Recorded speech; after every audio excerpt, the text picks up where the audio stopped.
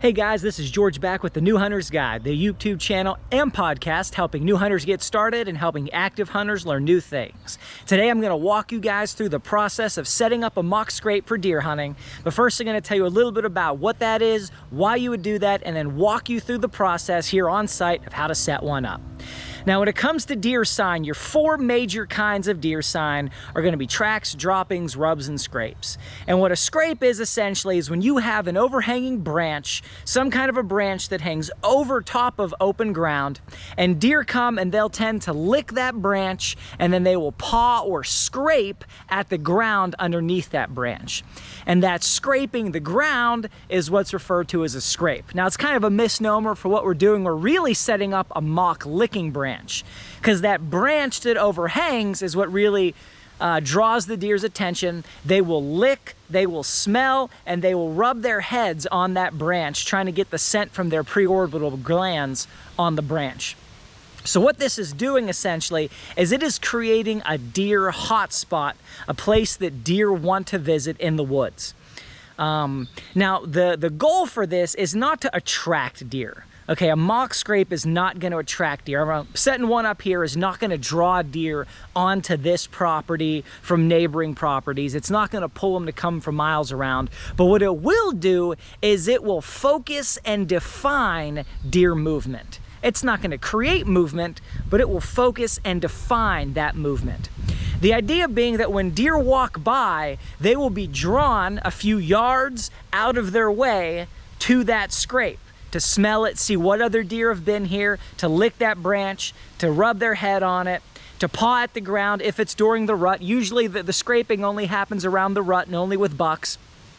But in general, deer are going to visit this 24/7, 365 days a year. In fact, I would be shocked if today I don't have videos on my trail cam of deer visiting this scrape tonight.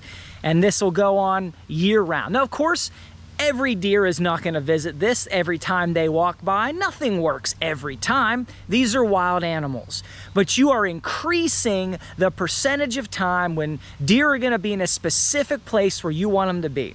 I've got video, if I can dig some up, I'll show some while I'm talking here, of buck after buck after buck stopping at mock scrapes that I've set up on other properties and other hunting spots. And the way you do this is you set up a mock scrape. You got this hanging branch. Then you set up a trail cam and you set up a tree stand or a hunting blind within range of that spot. So what you're going to do is during the off season, you're defining and focusing deer movement. You're getting pictures of every deer in the area that stops for that scrape. You're going to know which deer are in the area, when they stop, what time of day they stop because of the camera, and that will then inform you as to when you should hunt those deer, what time of day, how you should sit, and then you play the wind and all the other factors that go into that. But this is what I found to be the single most effective habitat adjustment or improvement for the money that you can make. So what does this cost? It costs a little bit of rope, some string, or some paracord. And that's pretty much it. I'll show you the equipment I have today. I've got this little step ladder right here, which I'll show you next to me. I can fit in my car, so I don't even need a pickup truck. I've got some shears. Let me pull those up for you guys to take a look at right here. I've got these that I use to cut the branch, and that's pretty much it. I got some rope.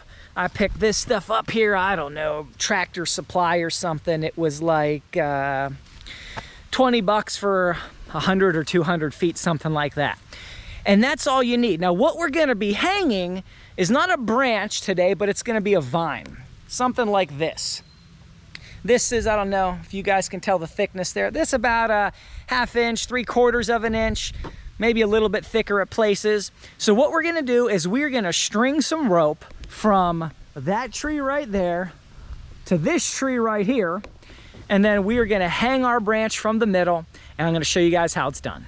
It's a pretty straightforward process. I took the one end of the rope, I just wrapped a branch around it, threw it over top of a tree limb, pulled it down, tied a knot on it, and just pulled it tight so that it was just tied up against that tree. Really no way to get it down from that branch now. Didn't really think of that, but that's okay.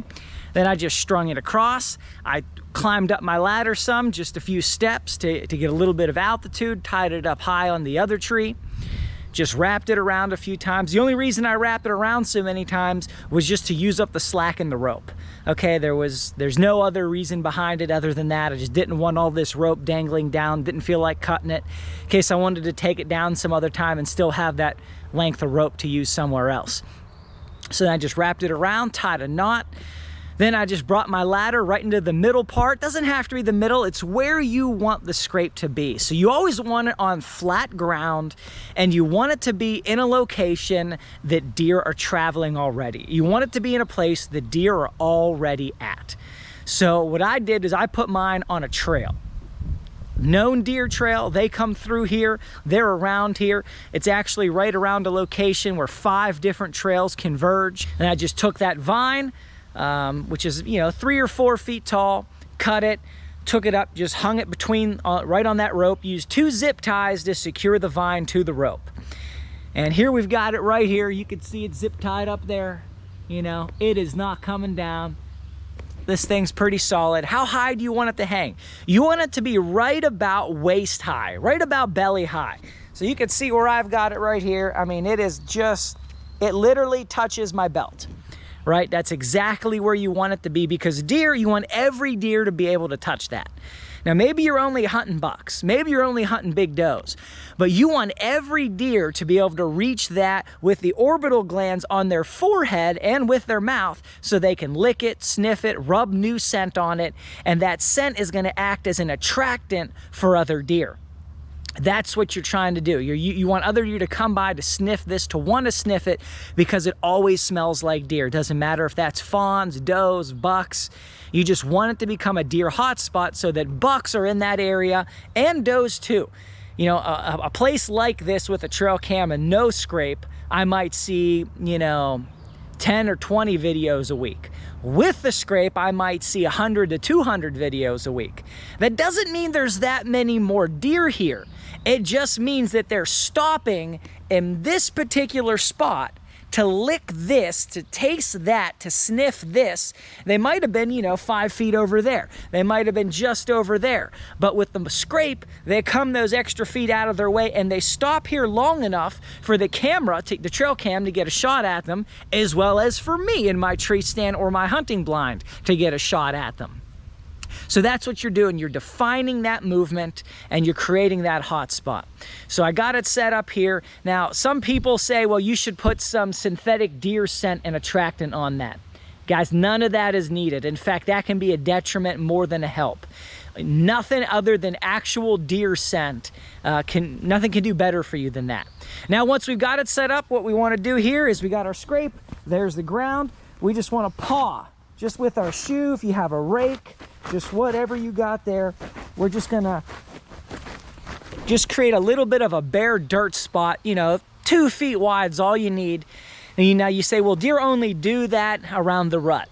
That is correct. They only do that around the rut. But it's a sign to deer year-round that there's activity there. Now, you only need to really worry about it, before hunting season and during hunting season.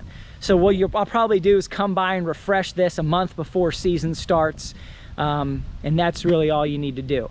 But if this has been helpful for you guys, please hit that thumbs up button. Please hit like, subscribe. Let me know what you think and what other things you'd like to see me do. Till next time, God bless you guys, and go get them in the woods.